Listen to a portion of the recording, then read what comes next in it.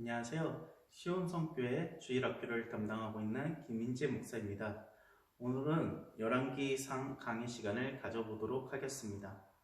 열왕기서는 다윗 왕의 임종과 솔로몬의 즉위로 그 막이 열리면서 솔로몬 사후 남과 북 왕국의 분열을 거친 뒤 북왕국 이스라엘의 사마리아 함락과 남왕국 유다의 예루살렘 함락까지 약 4세기 동안의 이스라엘의 역사 이야기를 다루고 있습니다. 열왕기서는 열왕들의 역사를 서술함에 있어 그들의 정치적 치적이나 군사적 업적에 초점을 맞추지 않고 있습니다.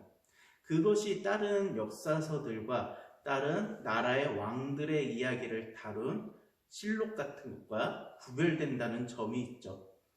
선지자들의 눈에 비춰진 바, 그들이 여호와의 말씀에 얼마나 순종하였는지 또는 불순종하였는가에 그 초점을 맞춰서 열왕기서를 기록하고 있습니다. 즉 신명기적 역사관에 근거하여 열왕들의 성과 악 그리고 흥과 망의 기준은 오직 여호와의 말씀에 대한 그들의 순종과 불순종 여부에 따라 결정된다는 사실을 열왕기서는 시종일관 충실히 보여주고 있다는 것이죠. 그러면은 열왕기서의 주제와 특징을 살펴볼까요?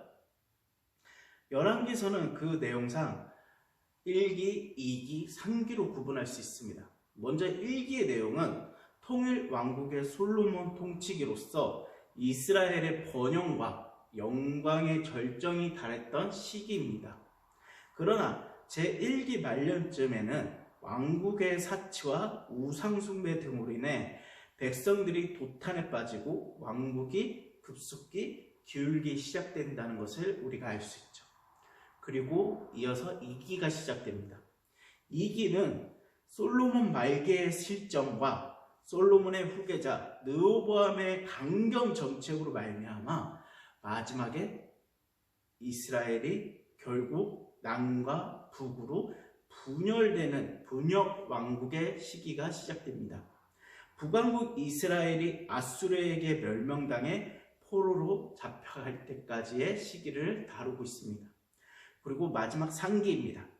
상기는 북왕국 이스라엘이 멸망당한 이후의 이야기로서 남쪽 유다 왕국만의 역사로서 유다 왕국 역시 바벨론 왕 누부갓네살에 의해 멸망당하여 포로로 잡혀간 부분까지 기록되어 있습니다. 이처럼 솔로몬의 즉위부터 남왕국 유다의 멸망까지 약 400년간 4세기의 역사를 다루고 있는 열왕기서의 주제는 한마디로 율법 준수에 따른 축복과 율법 거부에 따른 저주입니다. 여호와께로부터 보냄받은 선지자들은 바로 이러한 메시지를 왕과 백성들에게 거듭 강조하고 있는데요. 이런 의미에서 열왕기서는 왕조실록이나 이스라엘의 민족서랑은 뭐라고 했죠? 구별된다고 볼 수 있는 것이죠. 열왕기서는 선지자의 입장으로 쓰여진 선민의 신앙사요, 하나님의 신정사라는 것입니다. 즉 이스라엘 열왕들의 성과 악 그리고 흥과 망의 기준은 결코 정치, 군사, 윤리적인 측면에 의해서가 아니라 오직 하나님의 율법과 언약에 대한 신실성 여부에 따라 결정된다는 사실을 분명히 보여주고 있다는 것이죠. 그러므로 본서 저자는 이스라엘 여왕들에 대해서 판단함에 있어 이렇게 기록하고 있습니다. 그가 여호와 보시기에 옳은 일을 행하였더라. 혹은 그가 여호와 보시기에 악을 행하였더라. 이런 식으로 표현하고 있다는 것이죠. 이러한 저자의 서술 입장을 가장 분명하게 보여주는 하나의 예가 오므리 왕의 경우입니다. 오므리는 북왕국 이스라엘의 역대 왕들 중에서 정치적이나 군사적인 비중에 있어서 가장 강력한 통치자라고 역사를 기록하고 있습니다. 그러나 역사적 사실과는 다르게 이 열왕기서에서는 오므리 왕에 대한 언약적 구속사적 비중에 있어서 엄청나게 미미한 존재였다는 것이에요. 그래서 그의 통치의 흔적은 단 몇 줄? 단 8줄로 압축돼서 요약되었어요. 가장 강력하고 통치도 잘했던 왕인데도 불구하고 하나님 보시기에는 이도 저도 아닌 인물이기 때문에 그의 통치가 8줄로만 표현되었다는 것이죠. 이처럼 열왕기서는 선민 이스라엘의 통치, 섭리하시는 하나님의 신정사적 차원에서 기록되었기 때문에 다음과 같은 특징을 갖고 있습니다. 첫째, 선지자의 활동이 크게 부각되고 있습니다. 엘리야와 엘리사의 사역이 그 대표적이죠. 둘째, 선민 역사의 고비 때마다 여러 선지자들이 하나님의 말씀을 가지고 개입하는 모습을 볼 수 있습니다. 하나님의 사자들이 하나님의 말씀을 갖고 왕들에게 이렇게 조언을 건네는 모습을 많이 볼 수 있죠. 마지막으로 세 번째, 선지자들이 선포하는 메시지의 핵심 내용이 말씀 순종에 따른 축복과 말씀 거역에 따른 멸망이라는 계약적 사상 또는 신명기적 사상이기 때문에 모세오경에서 쓰여진 기록된 말씀들을 자주 인용해서 갖고 와서 과거의 역사를 거듭적으로 상기하면서 그러면 된다, 안 된다고 충고하고 있다는 것이죠. 이러한 사실은 이방 역사와 달리 열왕기서가 결코 세속적인 민족사가 아니라 선민을 섭리하시는 하나님의 신정사역 종교사란 사실을 뚜렷하게 볼 수 있죠. 따라서 이스라엘의 열왕들의 이야기는 하나님의 대리 통치자들로서 그들의 행적은 정치, 군사, 외교적인 측면에서 평가되지 아니하고 오직 하나님과의 관계에서 평가되었다는 것을 우리가 알 수 있습니다. 그러므로 결국 이스라엘 국가의 흥망성쇠는 하나님의 언약에 대한 성실도 여호와에 달려 있으며 열왕들의 통치 성공과 실패 역시 누구한테 달려 있다고요? 하나님께 달려 있다는 것이죠. 하나님 말씀에 대한 순종과 불순종 여부에 따라 결정되었다는 것이죠.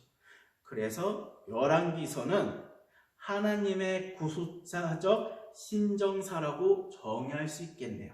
자, 그러면 열왕기서의 기록 목적을 한번 살펴볼까요? 포로 기간 중에 쓰여진 열왕기서는 결코 이스라엘의 군왕들을 찬송하거나 영광스럽게 하기 위해서 또는 선민 이스라엘 존재를 치장하기 위해서 쓰여진 기록서가 아닙니다. 민족적 동기로서 기록된 것도 아니라는 것이죠. 오히려 이스라엘 열왕들과 민족들에게 임한 각종 재난, 굴욕, 성전 파괴와 유수 등 선민의 치부를 적나라하게 드러내고 있다는 것이 그 특징입니다.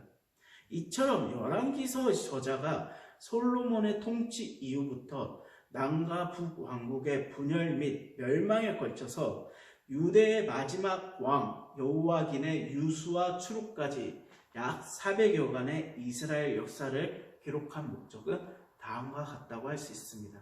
첫째, 선지자적 목적에서 기록되었습니다.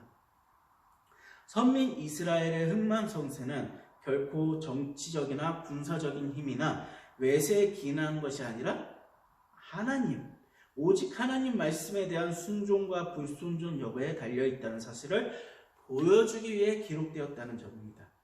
즉 이스라엘에 흥하고 자유롭게 되는 길은 오직 여호와 하나님께 대한 충성과 헌신 그리고 죄에 대한 신실한 회개에 있다는 것을 강조하고 주지시키기 위한 목적으로 기록되었다는 것이죠. 둘째, 구속자적 목적에서 기록되었습니다.